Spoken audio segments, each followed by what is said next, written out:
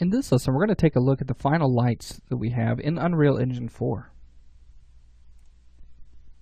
Alright, so in the last lesson we had talked about the directional light, we talked about the point light, and we've talked a little bit about how lighting and baking lights can work inside of Unreal Engine 4. Let's take a look at the last two lights. We have our spotlight. If we drag and drop that into the scene, you'll see that it's a light that emits from a single point, and it emits out in a cone shape. This can be used for things like lamps that are along the ceiling, or they could be lamps that are on the floor. You just need to simply rotate them upward instead. Okay. Now remember, they are from a single point and they emit outward in a cone shape. So you'll want to make sure that you're using them in that fashion. Now they can also be used to cast light from holes, maybe in a ceiling or something like that. You can also adjust their parameters going to the details panel. So in the details, you can see that we have the same transform properties that we had with the point light. You have your mobility as well, and you could set those. You also have your intensity, your light color, but now we have this inner cone angle and outer cone angle, and this adjusts the shape of the light itself. So the inner cone, we don't see anything because it's set to 0, but the light blue is the outer cone, and so you can make some adjustments to that. Now, if you want to adjust the inner cone, you increase that, you'll notice that this dark blue cone shows up. And basically what's happening here is that within the dark blue cone, light is set to 100%. Now, we were getting the full-on intensity from that, and then once it leaves outside of that dark blue cone, it begins to decay from that cone to the outside light blue cone. Okay, until it ultimately reaches 0, which is outside of that. You also have your attenuation. You can make your adjustments to that, so that basically controls how far that light will affect. Okay, and we have source radius and source length, and again, we're not going to be discussing that. Now, just like the point light and the directional light, this can be baked in as well. You'll just simply need to do build and then build lighting only. Now in this case, I don't necessarily want that, so I'm going to go ahead and just delete out this light. Now the final light that we have in here is our skylight, and this can be dragged and dropped into the scene, and immediately you'll notice something happening.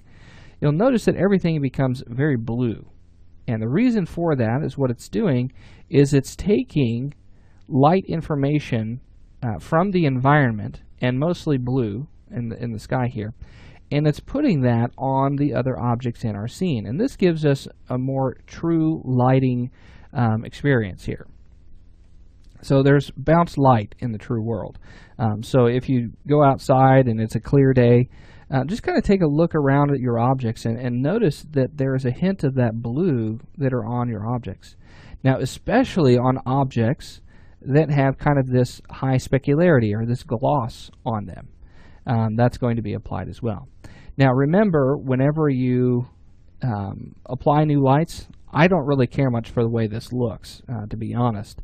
However, you'll want to remember that you need to build your lights to get a true idea of what that's going to look like when it's finished. So because we've added this in, everything looks real shiny. I don't really like the way that looks, but we need to remember to go ahead and build that lighting. So I'm going to go ahead and do that now, and let's take a look at our scene. Alright, so the lighting has finished here, and you can see that it's kind of toned down a little bit. Now we still have this shininess on our rock, and that's because the material has this wet drip on it. Okay, and that's perfectly fine. Looking at the inside, not too bad there. We might want to tone down that wet drip on that material. Now you're starting to see that lighting affects your materials, and so they are intertwined with one another. And so once you start in and you start doing your lighting pass, maybe a material isn't working all that well with the lights that you're creating. So you may have to make some final tweaks to your materials, make some final tweaks to your lights, and things like that.